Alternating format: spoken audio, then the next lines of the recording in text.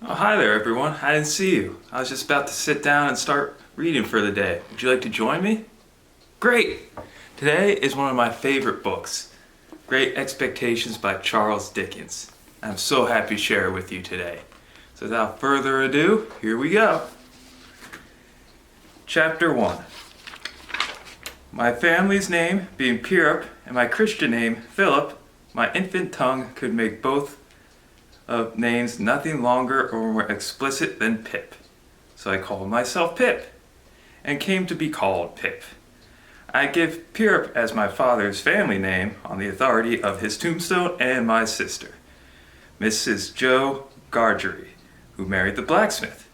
As I never saw my father or my mother, and never saw any likeness of either of them, for their days were long before the days of photographs, my first fancies regarding what they were like were unreasonably derived from their tombstones. The shape of the letters on my father's grave gave me an odd idea that he was a square, stout, dark man with curly black hair. From the character and turn of the inscription, also Georgiana, wife of the above, I drew a childish conclusion that my mother was freckled and sickly. To 5 little stone lozenges, each about 1.5 feet long, which were arranged in a neat row beside their grave, and were sacred to the memory of 5 little brothers of mine, who gave up trying to get a living exceedingly early in the universal struggle.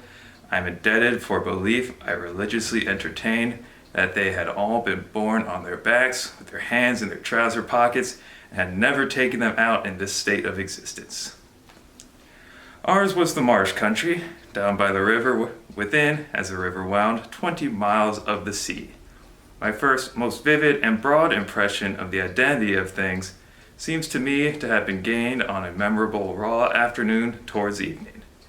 At such a time I found out for certain that this bleak place overgrown with nettles, as was the churchyard, and that Philip Pierp, late of this parish, and also Georgiana, wife of the above, were dead and buried, and that Alexander, Bartholomew, Abraham, Tobias, and Roger, infant children of the aforesaid, were also dead and buried, and that the dark flat wilderness beyond the churchyard intersected with dikes and mounds and gates, with scattered cattle feeding on it, was the marshes, and that the low leaden line beyond was the river, and that the distant savage lair from which the wind was rushing was the sea, and that the small bundle of shivers growing afraid of it and all began to cry was Pip.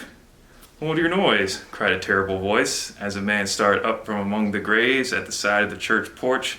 "Keep still, you little devil, or I'll cut your throat." A fearful man, in coarse gray, with a great iron on his leg, a man with no hat, and with broken shoes, with an old rag tied round his head, a man who had been soaked in water and smothered in mud, and lamed by stones, and cut by flints, and stung by nettles, and torn by briars, who limped, and shivered, and glared, and growled, and whose teeth chattered in his head as he seized me by the chin. "Oi! Don't cut my throat, sir," I pleaded in terror. "Pray, don't do it, sir." "Tell us your name," said the man. "Quick!" "Pip, sir." "Once more," said the man, staring at me. "Give it mouth." "Pip. Pip, sir." "Show us where you live," said the man. "Pint out the place." I pointed to where our village lay, on the flat inshore among the alder trees and pollards, a mile or more from the church. The man, after looking at me for a moment, turned me upside down and emptied my pockets. There was nothing in them but a piece of bread. When the church came to itself, for he was so sodden and strong that he made it go head over heels before me, and I saw the steeple under my legs, when the church came to itself, I was seated on a high tombstone, trembling while he ate the bread ravenously. "You young dog," said the man, licking his lips at me, "what fat cheeks you got?" I believed they were fat, though I was at the time undersized for my years, and not strong. "Darn me if I couldn't eat 'em," said the man with a threatening shake of his head, "and I had half a mind to do it." I earnestly expressed my hope that he wouldn't, and held tighter to the tombstone on which he had put me, partly to keep myself upon it, partly to keep myself from crying. "Now there, looky here," said the man. "Where's your mother?" "There, sir," said I. He started, made a short run, and stopped and looked over his shoulder. "There, sir," I timidly explained. "Also Georgiana, That's my mother." "Oh," he said, coming back. "And is that your father along with your mother?" "Yes, sir," said I. "Him too, late of this parish." "Ha!" he muttered. Then considering, "Who do you live with, supposing you're kindly let to live, which I hadn't made up my mind about?" "My sister, sir, Mrs. Joe Godry, wife of Joe Godry, the blacksmith, sir." "Blacksmith, eh?" said he, and looked down at his leg. After darkly looking at his leg and at me several times, he came closer to my tombstone, took me by both arms, and tilted me back as far as he could hold me, so that his eyes looked most powerfully down into mine, and mine looked most helplessly up into his. "Now looky here," he said. "The question being whether you're to be let to live, you know what a file is." "Yes, sir." "And you know what whittles is?" "Yes, sir." After each question, he tilted me over a little more, so as to give me a greater sense of helplessness and danger. "You get me file," he tilted me again, "and you get me whittles," he tilted me again.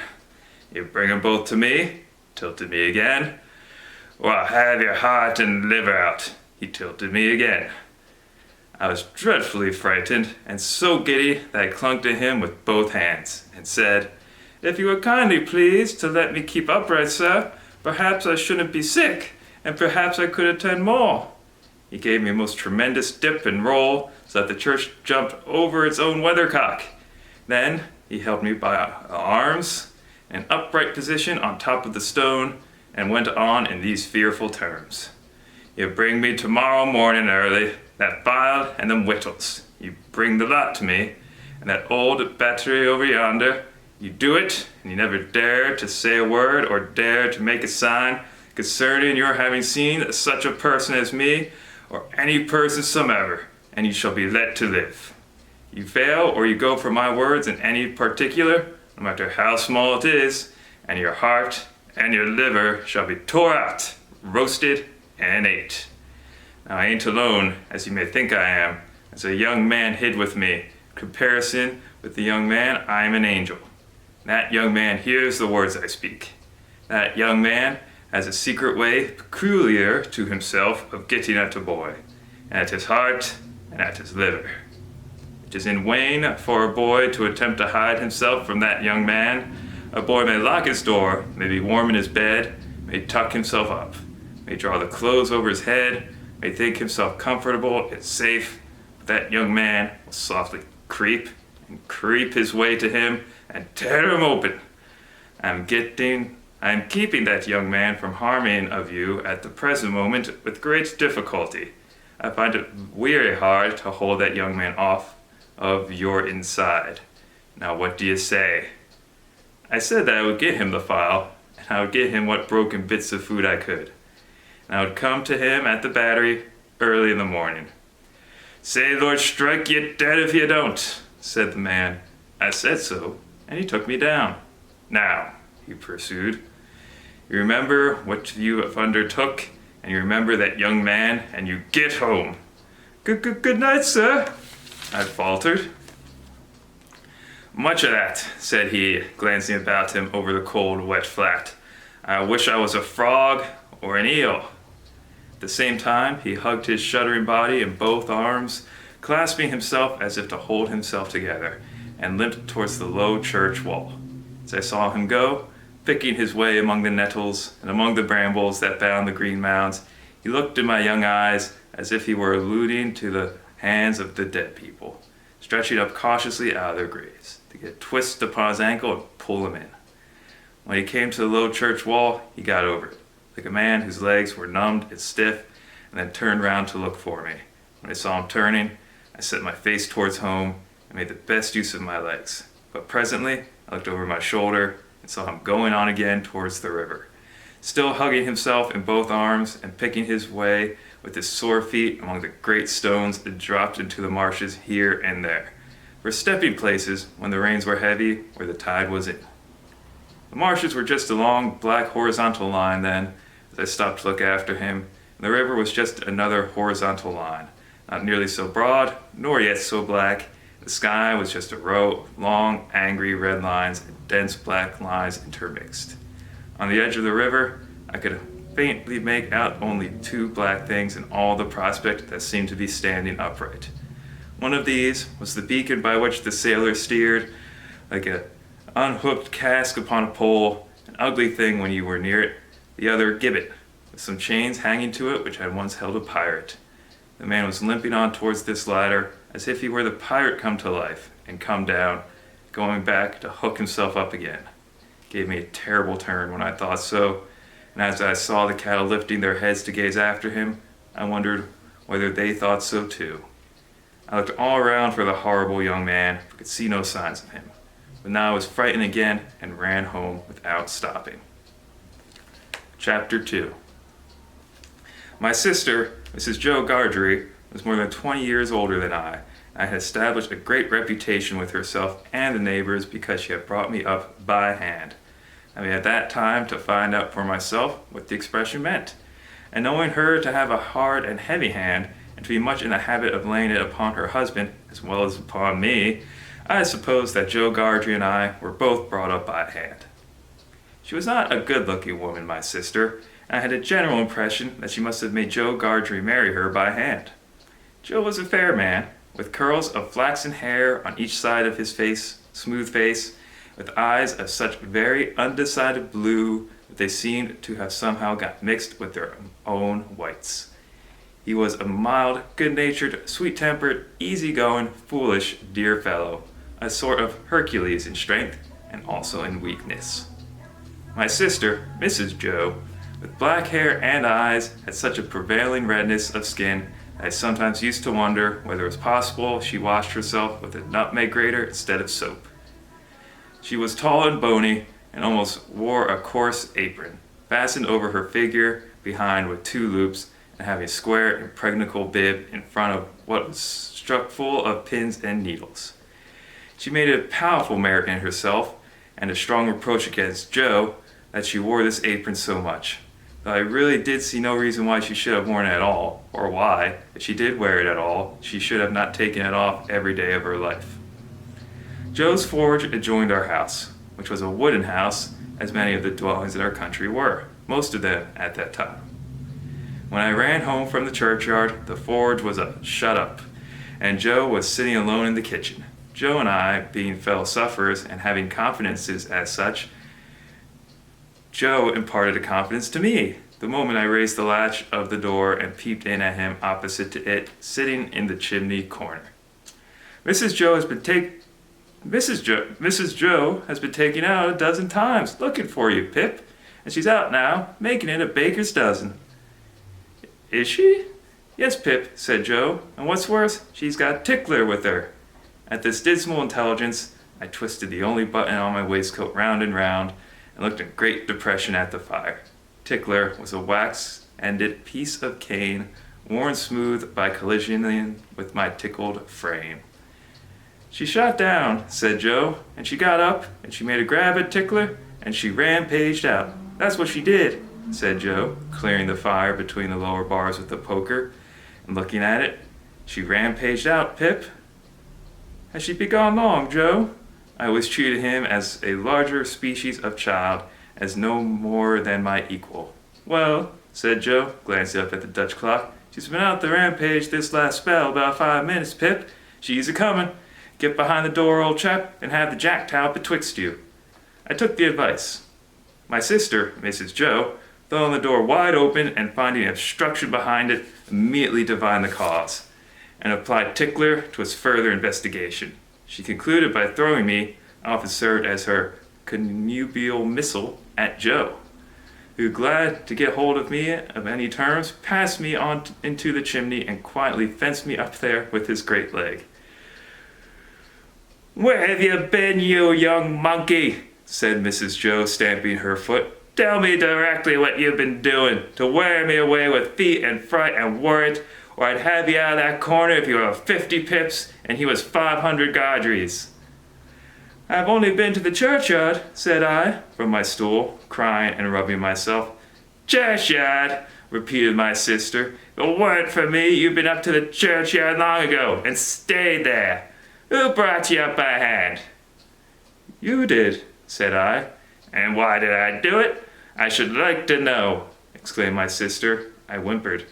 I don't know.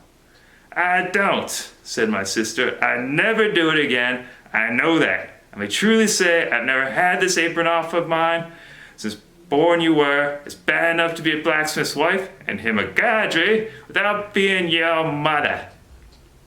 My thoughts strayed from that question as I looked disconsolatedly at the fire. For the fugitive out on the marshes with the iron leg, the mysterious young man, the file, the food, and the dreadful pledge I was under to commit a larceny on those sheltered premises rose before me in the avenging coals. Ha! Said Mrs. Joe, tickler returning to his station. Churchyard indeed! You may well say churchyard, you two. One of us, by the by, had not said it at all. You'll drive me to the churchyard betwixt you. One of these days, and a precious pair you'd be without me. As she applied herself to the tea things, Joe peeped down at me over his leg, as if he were mentally casting him and himself up, and calculating what kind of pair we practically should make, under the grievous circumstances foreshadowed. After that, he sat feeling his right flaxen curls and whiskers and following Mrs. Joe about with his blue eyes, as his manner always was at squally times. My sister had a trenchant way of cutting our bread and butter for us that never varied. First, with her left hand, she jammed the loaf hard and fast against her bib, where it sometimes got a pin into it and sometimes a needle, which we afterwards got into our mouths. Then she took some butter, not too much, on a knife and spread it on the loaf, an apothecary kind of dexterity in trimming and molding the butter off the round of the crust. Then she gave the knife a final smart wipe on the edge of the plaster, and then sawed a very thick round off the loaf, which she finally, before separating from the loaf, hewed into two halves, of which Joe got one, and I got one, and I the other. On the present occasion, though I was hungry, I dared not eat my slice. I felt I must have something in reserve for my dreadful acquaintance and his ally, the still more dreadful young man. I knew Mrs. Joe's housekeeping to be of the strictest kind, that my larcenous researches might find nothing available in the safe. Therefore, I resolved to put my hunk of bread and butter down the leg of my trousers. The effort of resolution necessary to the achievement of this purpose I found to be quite awful. It was as if I had to make up my mind to leap from the top of a high house or plunge into the depth of great water, and was made the more difficult by the unconscious Joe, and our already mentioned Freemasonry as fellow sufferers, and in his good-natured companionship with me. It was our evening habit to compare the way we bit through our slices by silently holding them up to each other's admiration now and then, which stimulated us to new exertions. Tonight, Joe several times invited me, by a display of his fast diminishing slice, to enter upon our usual friendly competition. But he found me, each time, with my yellow mug of tea on one knee, my untouched bread and butter on the other. At last, I desperately considered that the thing I contemplated must be done, and had best be done in the least improbable manner, consistent with the circumstances. I took advantage of a moment when Joe had just looked at me and got my bread and butter down my leg. Joe was evidently made uncomfortable by what he supposed to be my loss of appetite, and he took a thoughtful bite of his slice, which he didn't seem to enjoy. He turned it about in his mouth much longer than usual, pondering over it a good deal, and after all gulped it down like a pill.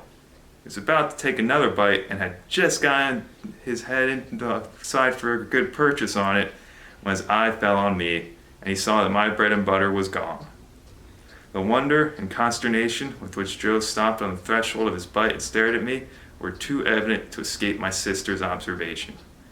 "What's the matter now?" said she smartly as she put down her cup. "I say, you know," muttered Joe, shaking his head at me in very serious remonstrance. "Pip, old chap, you'll do yourself a mischief. I'll stick somewhere. You can't have Charlotte, Pip." "What's the matter now?" repeated my sister, more sharply than before. "If you can cough any trifle on it up, Pip, I'd recommend you to do it," said Joe, all aghast. "Manners is manners, but still else ye elth." By this time, my sister was quite desperate, so she pounced on Joe, and taking him by the two whiskers, knocked his head for a little while against the wall behind him, while I sat in the corner, looking guiltily on. "Now perhaps you'll mention what's the matter," said my sister out of breath. "You staring great stuck pig."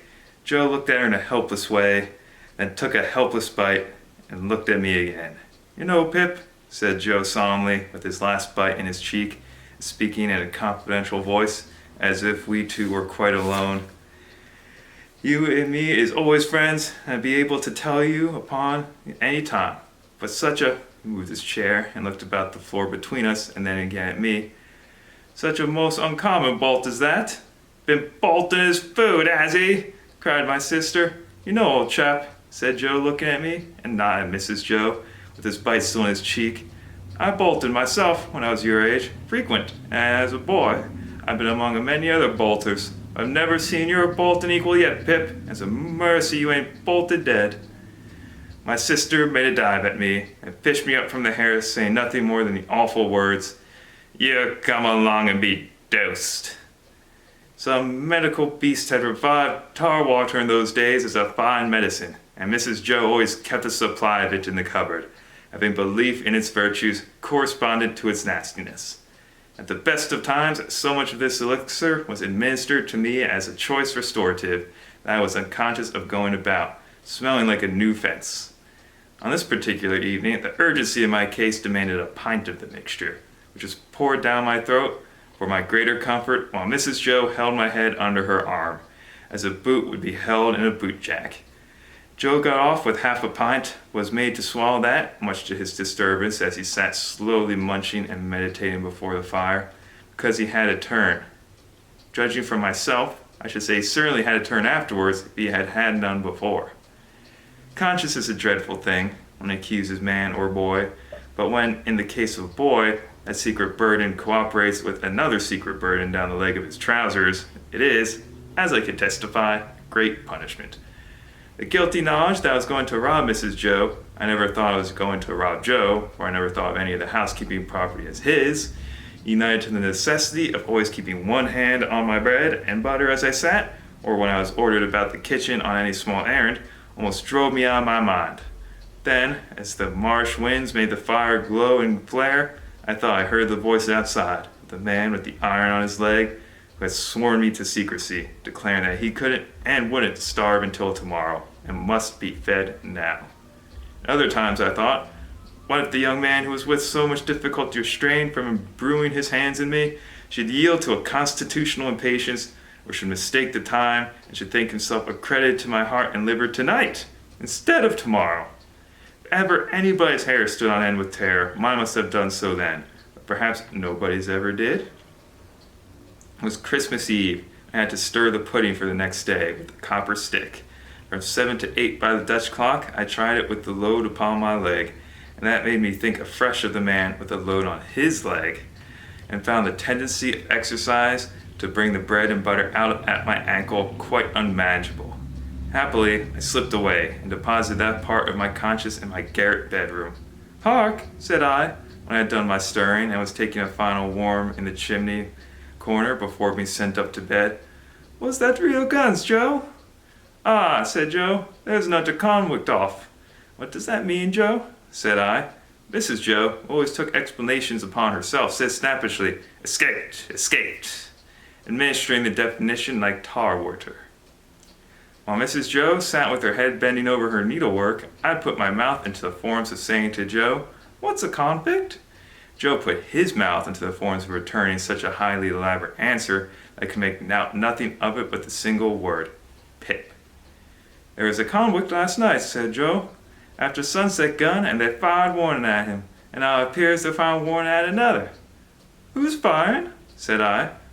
Drat that boy, interposed my sister, frowning at me over her work. What a questioner he is! Ask no questions, and I'll be told no lies. It was not fair like to herself, I thought, to imply that I should be told lies by her, even if I did ask questions, but she was never polite, unless there was company. At this point, Joe greatly augmented my curiosity by taking the utmost pains to open his mouth very wide and to put it into the form of a word that looked to me like sulks. Therefore, I naturally pointed to Mrs. Joe and put my mouth into the form of saying, Her? But Joe wouldn't hear of that at all, and again opened his mouth very wide, and shook the form of a most emphatic word out of it. I could make nothing of the word. Mrs. Joe, said I as a last resource, I should like to know, if you wouldn't much mind, where the firing comes from. Lord bless the boy! exclaimed my sister, as if she didn't quite mean that, but rather the contrary. From the hulks! Oh, said I, looking at Joe. Hulks? Joe gave a reproachful cough, as much to say, well, I told you so. And please, what's hulks? Said I. That's the way with this boy, exclaimed my sister, pointing at me out with her needle and thread and shaking her head at me. Answer him one question and I'll ask you a dozen more directly. Hulks are prison ships, Red Cross and marshes. And we always use that name for marshes in our country. I wonder who's put into prison ships and why they're put there, said I, in a general way, with quiet desperation. It was too much for Mrs. Joe, who immediately rose. I tell you, young fellow, said she, I didn't bring you up by hand to badge your people's lives out. It would be blame to me and not praise if I had. People are put in the hulks because they murder and because they rob and forge and do all sorts of bad. They always begin by asking questions. Now you get along to bed. I was never allowed to light me to bed. I was never allowed a candle to light me to bed, and as I went upstairs in the dark, with my head tingling, for Mrs. Joe's a thimble having played the tambourine upon it to accompany her last words, I felt fearfully sensible of the great convenience that the hulks were handy for me. I was clearly on my way there. I'd begun by asking questions, and I was going to rob Mrs. Joe. Since that time, which is far enough away now, I've often thought that few people know what secrecy there is in the young under terror. No matter how unreasonable the terror, so that be terror. I was in mortal terror of the young man who wanted my heart and liver. I was in mortal terror of my interlocutor with the iron leg. I was in mortal terror of myself, for whom an awful promise had been extracted. I had no hope of deliverance through my all-powerful sister, who repulsed me at every turn. I'm afraid to think even now of what I might have done upon requirement in the secrecy of my terror. If I slept at all that night, it was only to imagine myself drifting down the river on a strong spring tide to the hulks. A ghostly pirate calling out to me through a speaking trumpet as I passed the gibbet station that I had better come ashore and be hanged there at once, and not put it off. I was afraid to sleep, even if I had been inclined, for I knew that at the first faint dawn of morning I must rob the pantry. There's no doing it in the night, where there's no getting a light by easy friction then, to have got one. I must have struck it out of flint and steel and have made a noise like the very pirate himself rattling his chains. As soon as the great black velvet pall outside my little window was shot with gray, I got up and went downstairs. Every board upon the way and every crack in every board calling after me, "Stop, thief!" and "Get up, Mrs. Joe!" In the pantry, which was far more abundantly supplied than usual, owing to the season, I was very much alarmed by a hair hanging up by the heels, whom I rather thought I caught, when my back was half turned winking. I had no time for verification, no time for selection, no time for anything, for I had no time to spare.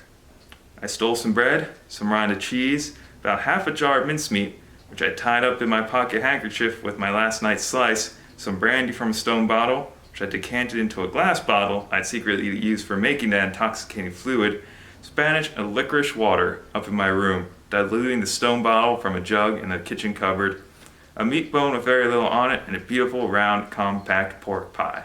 I was nearly going away with the pie, but I was tempted to mount it upon a shelf, to look what it was that was put away so carefully in a covered earthenware dish in a corner. I found it was the pie, and I took it, the hope that it was not intended for early use and would not be missed for some time. There was a door in the kitchen, communicating with the forge. I unlocked and unbolted that door and got a file from among Joe's tools.